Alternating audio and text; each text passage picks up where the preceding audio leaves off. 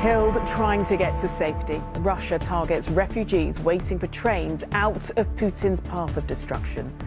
Thousands had gathered to evacuate.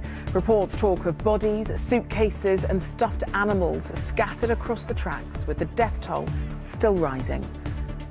Boris Johnson says the attack shows the depths to which Putin's army has sunk. So could we see more mass civilian casualties? Good evening. Ukraine was hit with even more horror today when Vladimir Putin's military appeared to deliberately aim a missile at thousands of civilians who are trying to flee to safety.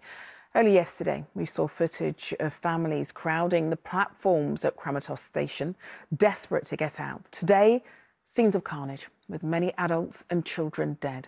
Here, Boris Johnson said the attack showed the depths to which Vladimir Putin's army has sunk. This, as Ukraine warns that more evidence of war crimes is expected to emerge. This report from our correspondent Peter Smith, who's in Kiev, contains distressing images. Kramatorsk train station. Women, children and babies already fleeing for their lives. Then a bomb hits the crowd. It doesn't get much lower than targeting refugees.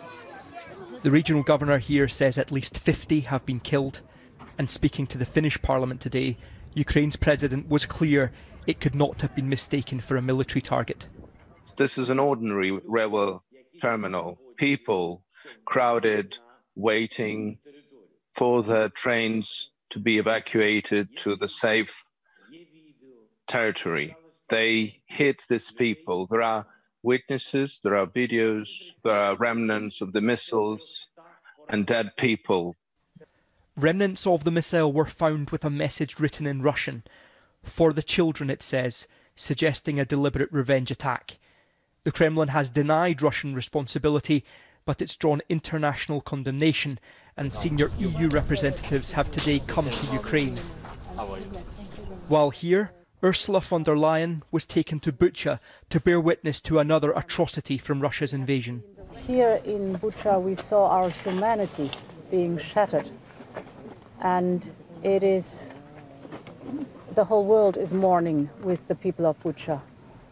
The massacre in Bucha shocked the world, but President Zelensky has warned what happened in Borodyanka is even worse. Here, Russian bombs have ripped through people's lives and their homes.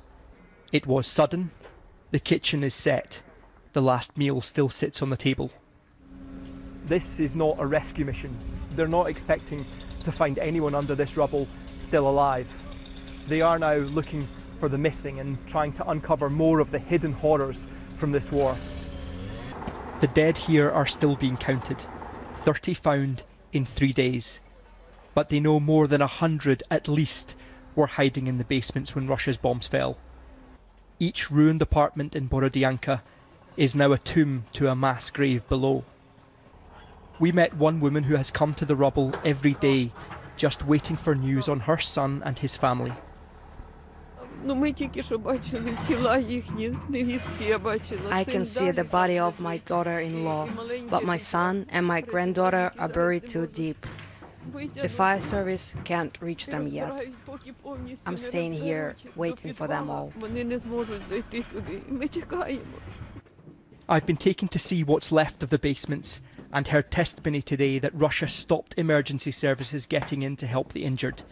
Any survivors trapped in the rubble were left to die slowly.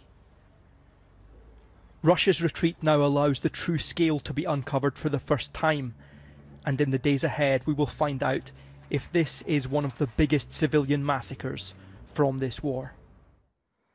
Well, Peter, this seems to be a deliberate targeting of civilians, doesn't it? Are we likely to see more of that from Russia?